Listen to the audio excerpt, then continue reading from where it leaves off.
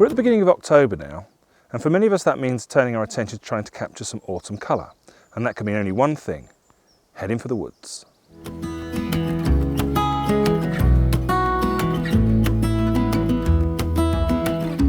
Today I'm in Aberdeenshire. I'm at the Muir of Dinnet National Nature Reserve, which is near the villages of Tarland and Aboyne, and I want to try my hand at some woodland photography.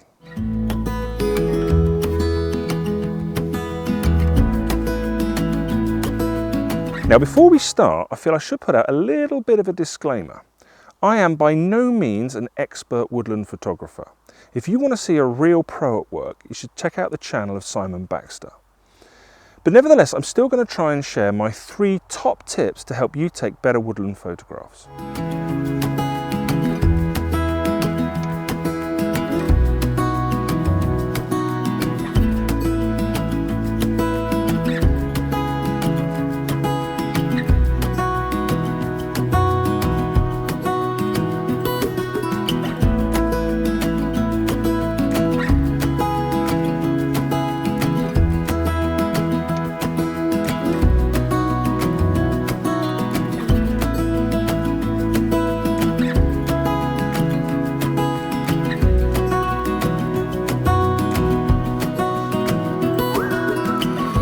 I've already managed to get my first shot of the day because I stopped up on the main road.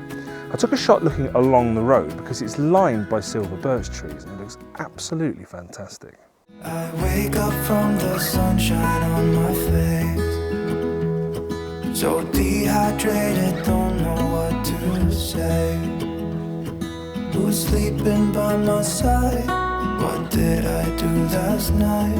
Can someone make this headache go away?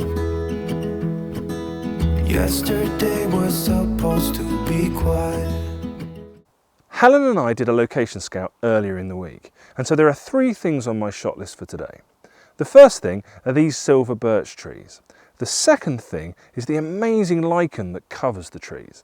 And the third thing is the bracket fungus that you can see growing on some of them. Being to myself and sit in silence until I got a call. My friend showed up at my door. They wanted me to go out for a while. We were dancing in the dark. Now, as far as I'm concerned, when it comes to woodland photography, there are 3 rules of composition, and they are simplify, simplify, and simplify. So consider this scene behind me now. It's very chaotic, there's a lot going on, and there's nothing really for the eye to settle on. So the trick here is to find 1 or 2 trees and to isolate those. So my first tip for better woodland photography is to simplify your composition.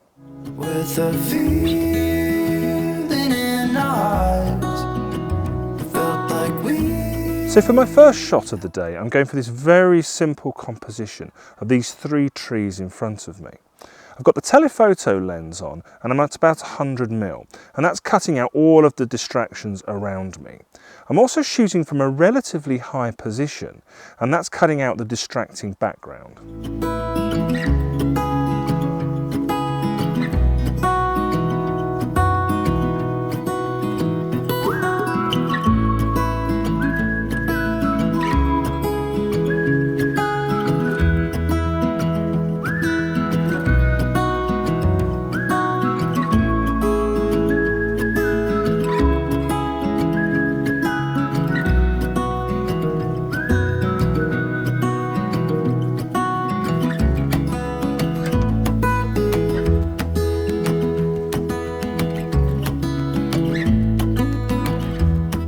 So my second tip for woodland photography is to pick your conditions. So firstly, today it's very still. Nothing's moving around, there's no wind at all. And secondly, we have a covering of cloud, which is producing a beautifully diffuse light. And that helps us to pick out the detail and the colour in a scene. So here I'm focused in on this tree trunk and I'm photographing the lichen on the tree. I'm trying to capture some of the shapes and some of the fine detail, and that simply wouldn't be possible in harsh direct sunlight.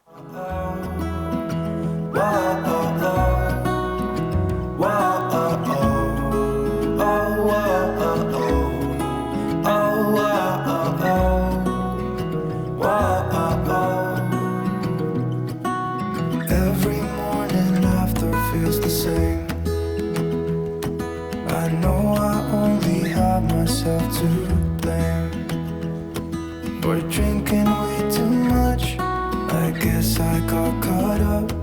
Can someone make this headache go away? We were dancing in the dark with a feeling in our eyes. Felt like we had it all. We were dancing in the dark. We were dancing in the dark. We were dancing in the dark with a feeling in our I found this bracket fungus, which was on my shot list for today. And I'm set up with the telephoto lens and I'm trying to fill the frame with the fungus as much as I possibly can. But I've still got a little bit of the background there, which is quite distracting. And that brings me on to my third and final tip for woodland photography, and that is to experiment with depth of field. So what I want to do here is I want to have the fungus as sharp as I possibly can, and I want the background to be as out of focus as I possibly can. And so I've taken 5 exposures at f4, f5.6, f8, f11 and f16. And when I get home on the computer, I will go through those 5 shots and I will pick the best compromise between a sharp subject and an out of focus background. felt like we had it all. We were dancing in the dark. We were dancing in the dark. Wow. So that's just about it from me for this week. I hope you've enjoyed this video and that you found some of the tips useful. And until next time, it's bye from me.